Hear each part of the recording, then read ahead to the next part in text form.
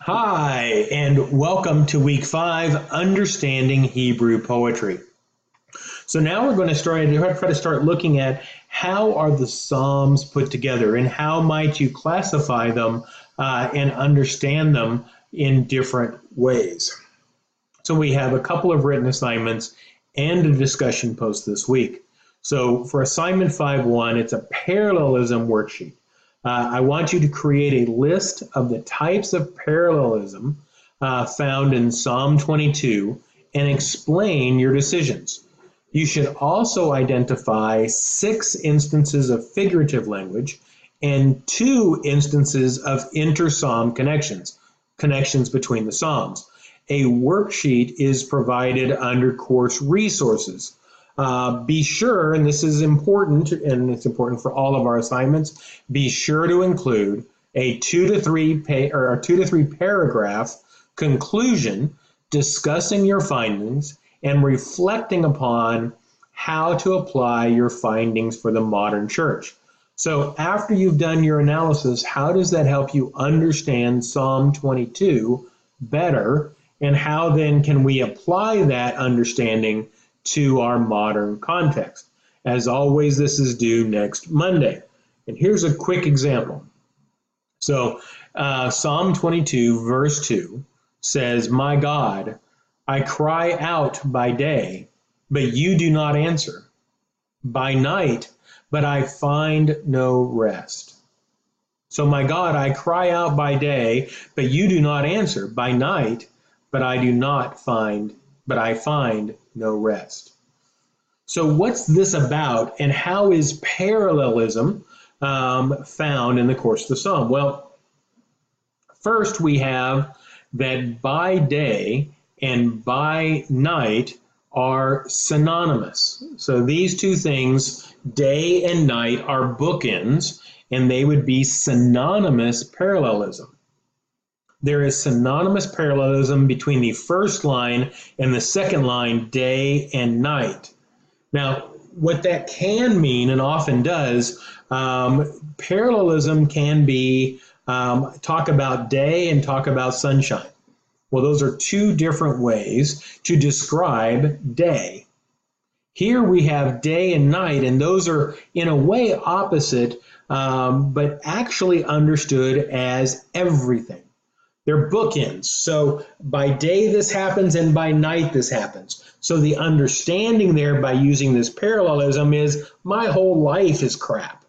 So you get this idea of parallelism actually helping us to better understand what the author is trying to communicate. We also have do not answer and no rest are offered as synonymous parallelism, where both indicate that God is ignoring our painful cry, and he's not just ignoring it a little bit, he is ignoring it all the time, day and night. And so we see parallelism is a primary way that the writers of the Psalms, they don't rhyme like we do in English, but they do use synonymous wording to help create a poetic kind of flow. The second assignment, assignment 5.2, is a psalm classification worksheet, where you should complete the provided worksheet where I give you a psalm and then you tell me what type of a psalm it is, why it fits that classification of type, and how that helps us to understand the meaning of the psalm. So you're to classify each psalm type and outline the elements supporting your classification. Add a conclusion at the end of the worksheet summarizing your findings, and that's also due next Monday at midnight. So here is a quick example, Psalm 3. O Lord, how many are my foes? Many are rising against me. Many are saying of my soul, there is no salvation for him in God. But you, O Lord, you are a shield about me, my glory and the lifter of my head. I cried aloud to the Lord, and he answered me from his high holy hill. I lay down and slept. I woke again, for the Lord sustained me. I will not be afraid, for many thousands of people who have set themselves against me all around. Arise, O Lord, save me, O my God, for you strike all my enemies on the cheek. You break the teeth of the wicked. Salvation belongs to the Lord. Your blessing be on your people. So here we have this idea of a guy who's in a pretty bad spot. And he cries out to God and is honest. And I think that's one of the things we can take from the Psalms is here is somebody who is crying out in earnest pain to God. And God asks us to do that, not to, be stoic and say, well, I'll get through anything. It's just, maybe sit in a closet and just cry out to God. And then he shifts and says, I trust God. I slept last night for the first time in a long time, knowing that God is there and that God will reach out and vindicate me in my pain. So what kind of a psalm is this? And it has the classic elements of a lament. And so when we read in Fee, a lament is a psalm where the writer is under extreme suffering, but the writer trusts that God will intervene. So if we look at Psalm 3 specifically, we see the address or a cry out to the Lord in verse 1. In verses 1 and 2, we see the complaint described, that David describes his foes and how bleak his situation seems.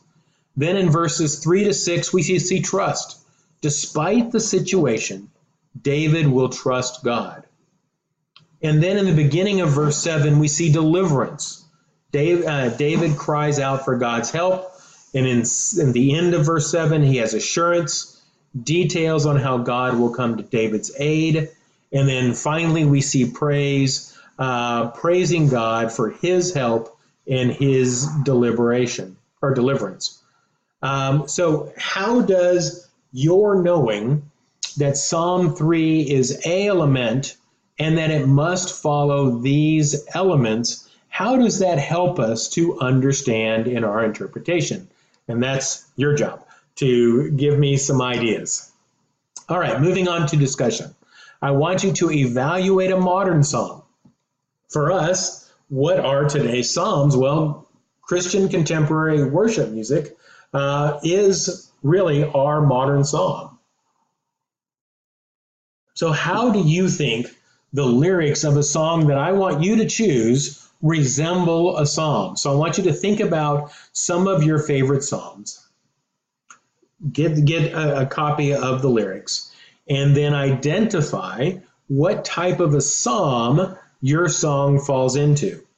You may want to provide examples of parallelism or instances of figurative language, or you might classify the type of song: lament, thanksgiving, hymn, praise of worship, wisdom, etc. Be sure to provide the lyrics of your song so we can analyze it on our own as we read your analysis.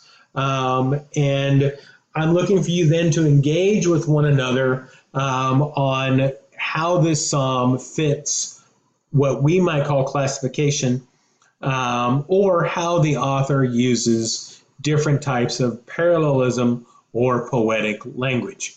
Usually this is a fun assignment. I will grade it. I want you to do academic work, but I'd love to get a snapshot into how you view modern contemporary psalms. So I look forward to reading your assignments throughout the weekend. Now keep in mind that this week is the week before Thanksgiving. So be sure to work ahead or read ahead so you can take some time off on Wednesday, Thursday, and Friday and enjoy Thanksgiving.